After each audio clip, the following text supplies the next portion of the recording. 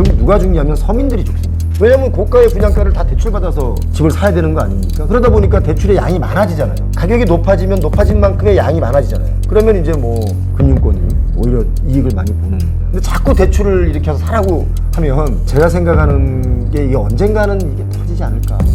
이런 막 불안감이 사실 저한테는 있습니다. 최근에 부동산은 지금 혼조세다. 사실 예측할 수 없을 만큼 부동산 시장이 좀 이상하게 흘러가고 있다. 그러니까 정말 예측하지 못한 정책들, 또 예측하지 못한 시장 상황들이 생기면서 지금은 불확실성의 시대다. 혼조세다.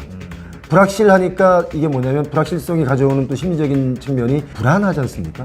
불확실하기 때문에 예측할 수 없고 예측할 수 없으니까 불안하고. 서울 아파트의 매매량이 지금 한 5천 건 월 올라왔는데 지방의 경우는 매매량이라고 할 수 없을 정도로 오히려 아주 저조하거든요. 오늘 아침에도 새벽 4시에 일어나서 부동산 그 데이터들을 좀 만지다가 7시에 이제 회사를 출근했는데 지금 지방은 미분양 투성이거든요. 그래서 미분양도 또 어떤 데는 정말 반값에 분양을 하는 경우도 있고 불안하다. 아, 네. 불안한 시장이다. 이렇게 한 말씀을 해주셨군요. 네. 사실 제가 보는 견지에서는 회복 국면이 아니고 이것도 데드캣 바운스 중에 하나다. 네. 일시적 반등일 수 있다. 우리가 2008년 그 손모기지 사건 터지고 나서 2009년에 반등했었어요. 이거 진짜 다시 급반등하는 거 아니야? 라고 했었는데 여지없이 하락하면서 뭐 10년, 11년, 12년, 13년, 14년, 15년 계속 이렇게 네. 약보합으로 갔지 않습니까? 아마 지금 그런 시장이 아닐까. 제가 예측하는 건 그렇습니다. 그래서 오히려 지금 신생아 특례론이 나오면서 이게 좀 더 불이 붙었거든요. 그래서 생애 처음으로 주택을 구입하시는 분들의 양이 많아졌어요. 그러다 보니까 거래량도 좀 많이 늘어났다. 그 신생아 출산을 장려하기 위해서 나온 이 특례론은 금리가 좋아요. 저도 그래서 지금 애 낳고 싶어요. 그러다 보니까 아무튼 신혼부부들 입장에서는 좋은 조건이잖아요. 그러니까 당연히 이 좋은 조건은 집을 살려고 하는 분들이 늘어난다. 거기다가 뭐예요? 좀 전에 말씀드린 전세가 올려서 가느니 차라리 사자. 이제 이런 분들이 늘어났다라고 보는데 제가 5개월 정도 빨리 왔고 5개월 뒤엔 다시 하락한다라고 제가 좀 전에 말씀드렸잖아요. 근데 제 말이 또 틀릴 수 있어요. 특례론이 어떤 특례론이 나오냐에 따라 좀 더 시장이 변할 수 있다.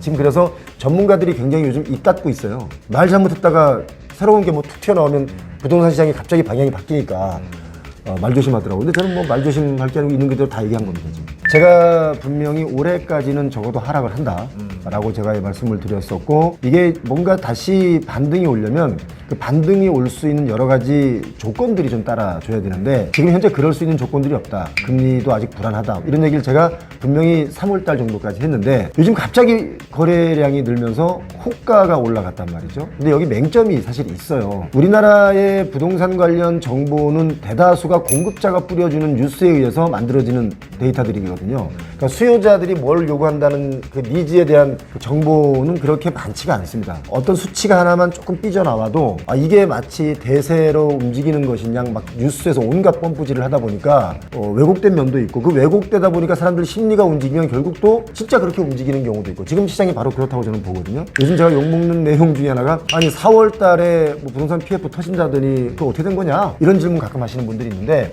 저는 그분들이 오히려 고마운 게 그분들이 제가 했던 영상들이나 제 책에 대해서 많이 공부를 하시는 분들이니까 그런 질문들을 하시는 거 아닐까요? 그래서 4월 달에 부동산 PF 문제는 사실상 터질 수 있었다. 왜냐면 선거 끝나고 나면 이제 국민들에게 뭔가 설득해야 할 여러 가지 이유가 이제 좀 한 발 뒤로 물러났기 때문에 부동산 PF 터뜨릴 것이다. 그래야지 부동산 시장이 좀 안정화되기 때문에 그럴 것이다 했는데 자꾸 부동산 PF를 뭐 옥석을 가리겠다는 둥, 부실의 정도를 좀 낮춰서 보겠다는 둥, 막 이렇게 자꾸 시간을 끌다 보니까 최근에 갑자기 불안해진 게 왜 불안해졌냐면 전세가가 상승을 한다. 분양가가 오른다. 공사비가 올라서 재건축도 포기한다. 이런 뉴스들이 지금 지난 몇 개월 동안 쏟아졌습니다. 분양가가 오른다고? 전세가가 오른다고? 그럼 매매가 밀어 올리겠네? 아파트 사야 되는 거 아니야? 이런 불안감이 조성이 되면서 서울 아파트의 경우는 다시 약간 상승 곡선으로 그릴 수 있는 요게 와 있다.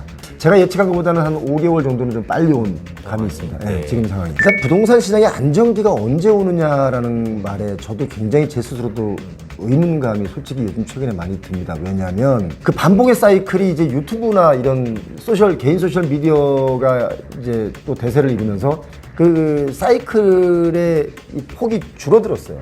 예전엔 10년 주기, 뭐 7년, 8년 주기였다면 지금은 2년 주기 아닙니까?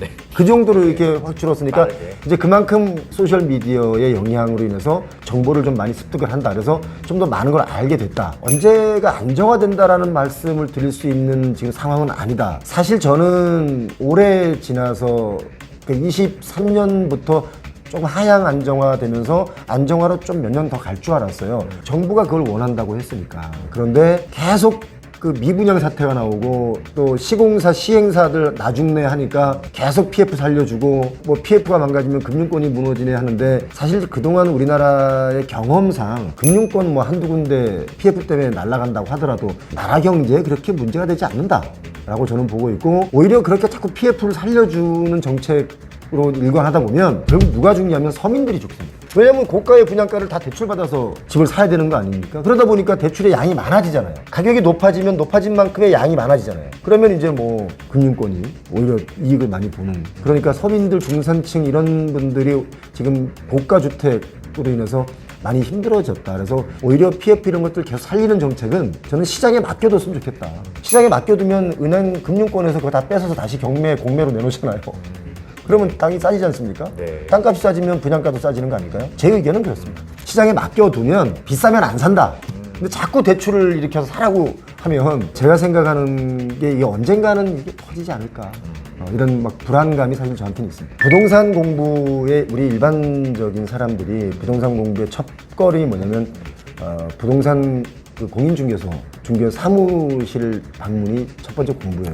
관심 있는 분들이 뭐든지 하잖아요. 그래서 관심을 끊임없이 이렇게 갖다 보면 내가 갖고 있던 그 관심 속에 나오는 여러 가지 또 용어들, 단어들 이걸 어떻게 이게 나오는 건지에 대한 자료를 찾다 보면 이게 공부의 시작이고 이건 이제 책으로 공부하는 거니까 우리가 뭐 연애를 책으로 하면 뭐 연애 잘하는 거 아니지 않습니까? 그처럼 부동산 개발업 하시는 분들이거나 뭐 토지를 매매하신다거나 이런 분들 전문가들이 있어요. 각 분야에. 이런 분들과 오랫동안 비즈니스적인 측면에서 대화를 많이 하면 그거는 완전히 살아있는 공부예요. 그리고 그 공부도 역시 현장을 또 나가보는 거예요. 이제 보통 학자들이, 경제학자들이, 물론 경제에 대해서 정말 훌륭한 생각을 갖고 있지만 현장에 나가보지 않고 또 누군가에게 월급을 한번 줘보지 않았으면 경제학을 공부했다 그러면 안 돼요.